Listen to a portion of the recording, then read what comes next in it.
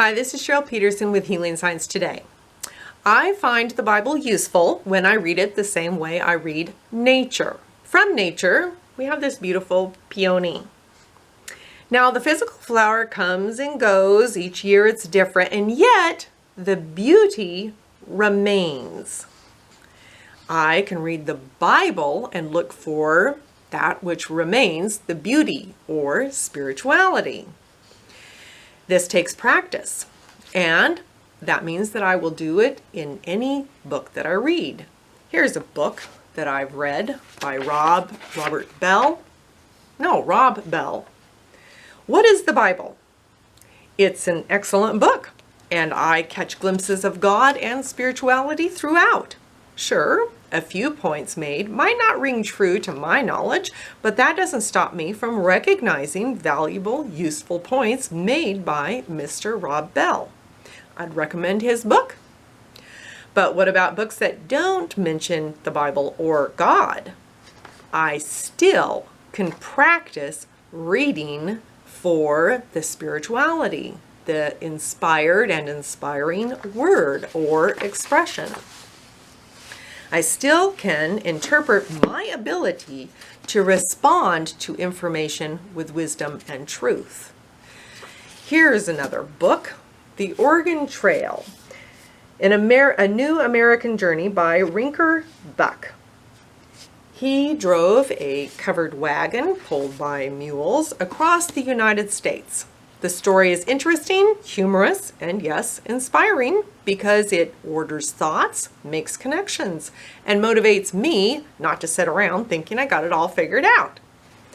Now, the question begs to be answered. What about reading lopsided or angry news? What about raunchy books? Can I read murder mysteries, hate talk, and recognize beauty?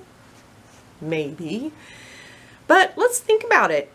It'd be pretty weird for me to insist that I don't read raunchy books, and yet I read the Bible. The Bible contains the most raunchy, scary stories ever. Pillage, slaughter, adultery, slavery, devastation, plagues, punishments, threats, all in the Bible, along with stories about good overcoming bad and miracles. Let's take the story of David and Goliath, read about in the Old Testament. Goliath, a Philistine, tells the people of Israel that they'd have to kill him or become slaves to the Philistines. Goliath is also a giant. Not wanting to become slaves, but definitely too afraid to fight Goliath, the Israelites balk and argue about what to do.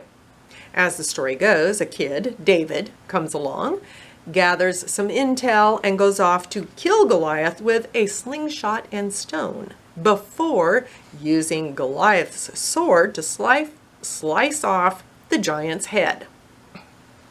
What a story, right? But the story is about more than what first meets the eye. I can read what's going on mentally. Goliath was arrogant and selfish. David was courageous.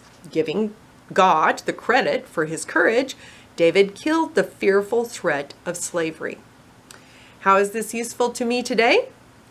With the power of good, God, I can defeat my own arrogance and kill fearful threats of slavery to, let's say, the cell phone, or self-justification, or overeating, or gossip. So what about the happy stories in the Bible, the miracles? Let's take the stories of Christ Jesus feeding the thousands. You can read about it in the New Testament. Jesus had spent the day teaching and healing. Nightfall approached, and his disciples told Jesus to send the thousands of people to go away and eat. Jesus asked his disciples, "What food do we have?" 5 loaves of bread and 2 fish was the answer.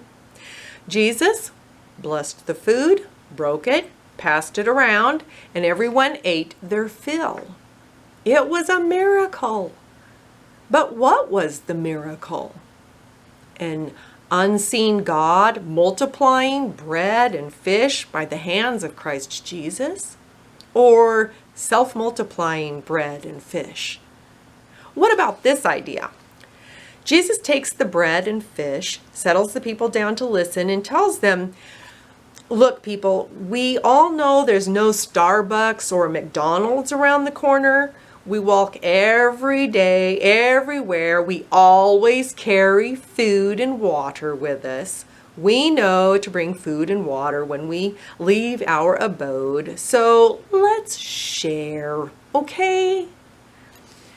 For human beings to share, sometimes it's a miracle. It's beautiful.